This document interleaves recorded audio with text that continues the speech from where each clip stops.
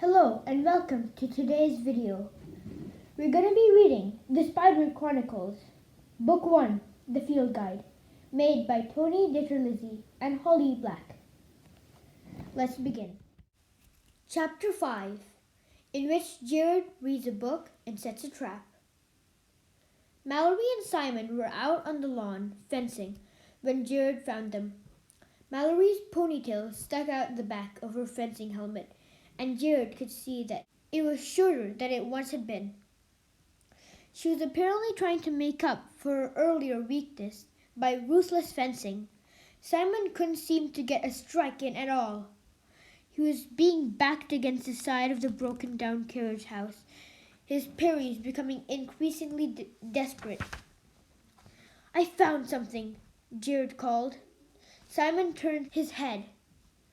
Mallory took this as an opportunity to strike, pushing the rubber tip of her fencing foil against his chest. "That's 3-0, Mallory said.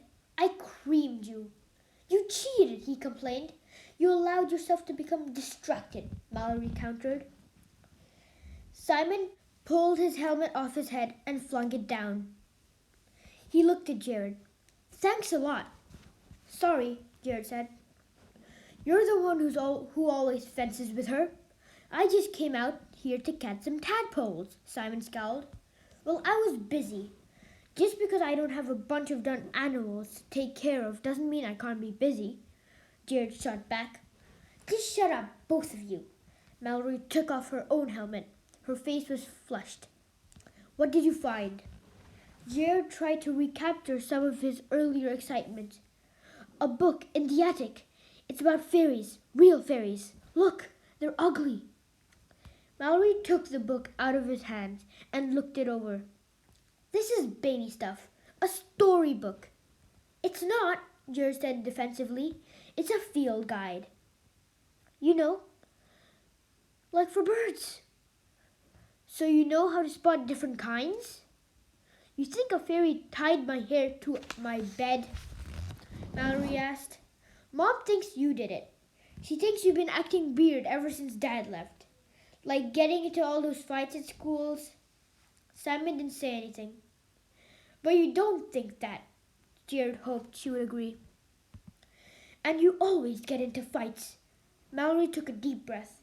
"I don't think you're stupid enough to have done it," she said, holding up a fist to show what she was going to do to who did this.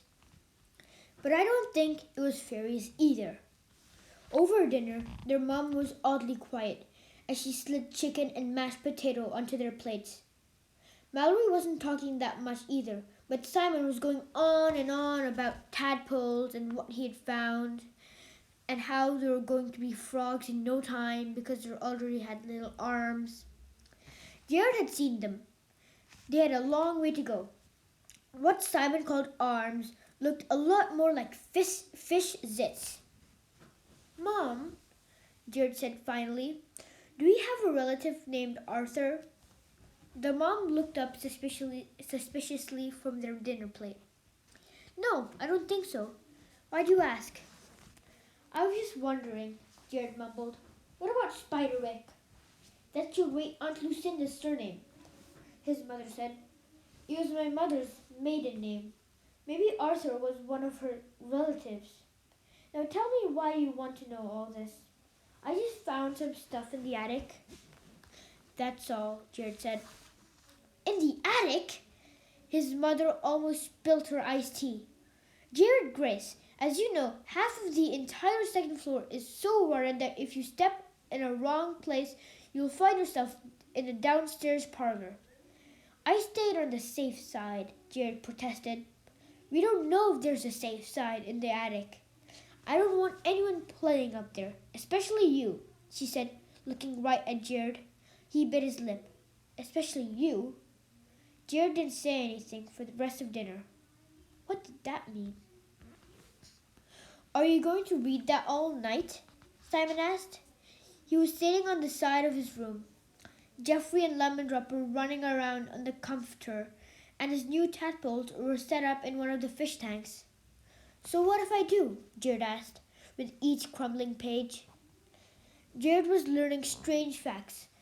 Could there really be brownies in this house? Pixies in this yard? Nixies in the stream out back? The book made them so real. He didn't want to talk to anyone right now, not even Simon. He just wanted to keep reading. I don't know, Simon said. I thought maybe you'd be bored by now. You don't usually like reading. Jared looked up and blinked. It was true. Simon was the reader. Jared mostly just got into trouble. He turned a page. I can read if I want to. Simon yawned. Are you worried about falling asleep? About what happened tonight? Look at this. Jared flipped to a page close to the front. There's this fairy called a brownie. Like Girl Scouts? I don't know, Jared said. Like this. Look.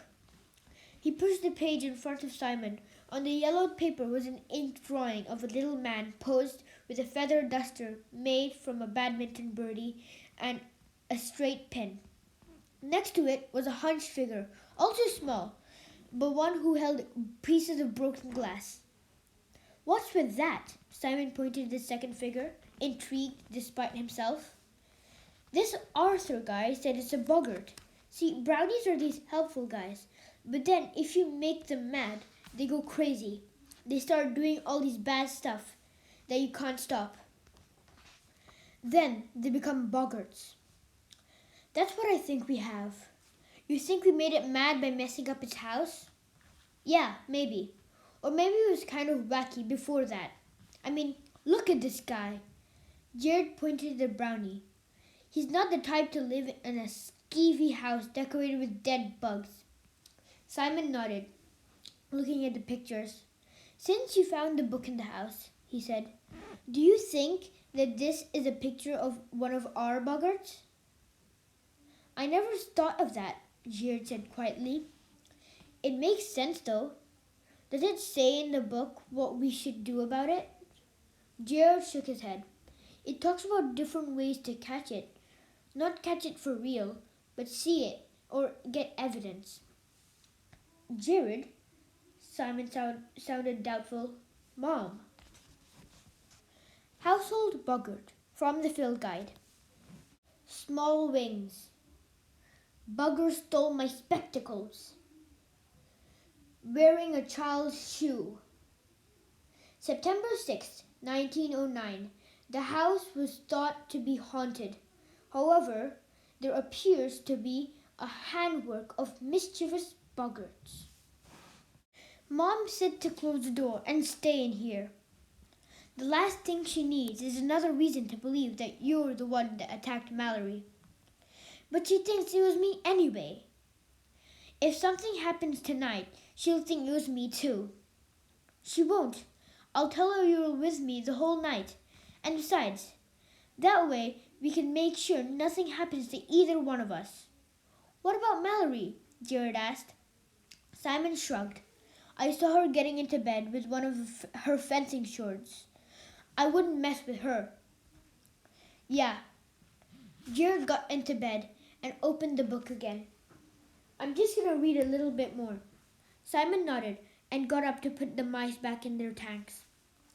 Then he got into bed, pulled the covers over his head with a mumbling good night.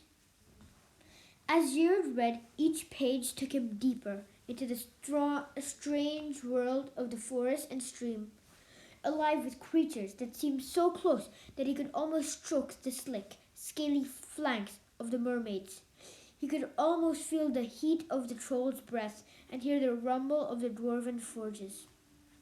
When he turned the last page, it was late at night.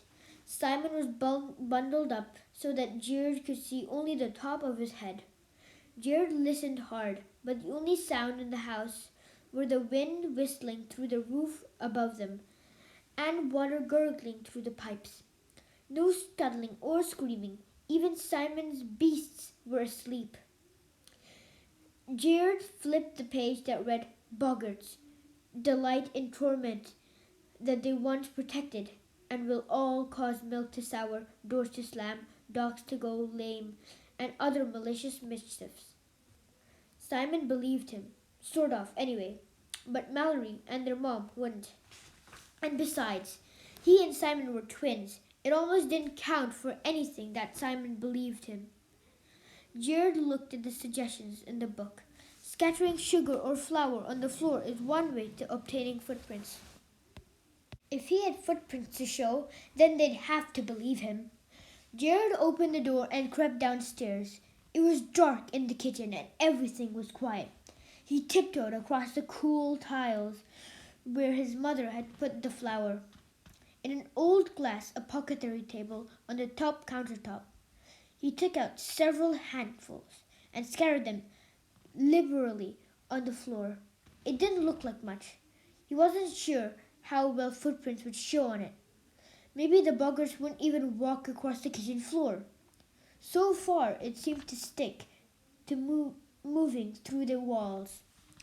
He thought about what he knew about buggers from the book. Malicious, hateful, hard to get rid of. In their brownie form, they were helpful and nice. They did all kind of work for a plain old bowl of milk. Maybe Jared went over to the fridge and poured milk into a small saucer. Maybe if he left it out, the creature would be tempted to come out of the walls and leave footprints in the flour. But when he looked at the saucer of milk there on the floor, he couldn't help feeling a little bit bad and a little bit weird at the same time.